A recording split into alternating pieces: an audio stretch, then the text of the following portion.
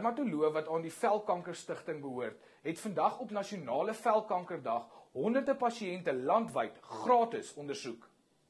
Melanoom-velkanker is onder die top 10 kankers wat die meeste by Suid-Afrikaners gediagnoseer word. Velkanker is besig om toe te neem oor die hele wêreld, maar veral in Suid-Afrika. As ons spesifiek praat oor melanoom-statistieke, is ons waarskynlik nou die hoogste in die wêreld. Met die insidensie van nuwe melanoom-diagnosering het ons Australië verbygesteek. Met tegnologiese vooruitgang kan velkankers nou vroeër geïdentifiseer word, maar dokters en dermatoloë waarsku dat mense op die uitkyk moet wees vir nuwe merke of vlekke wat op die lyf verskyn.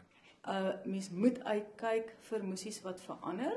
Ons praat van moesies wat skielik asimetries raak, waarvan die grense B staan vir border, die grense wat skielik verander, C staan vir die kleurverandering en ook D vir diameter, die moesie wat skielik toeneem in grootte.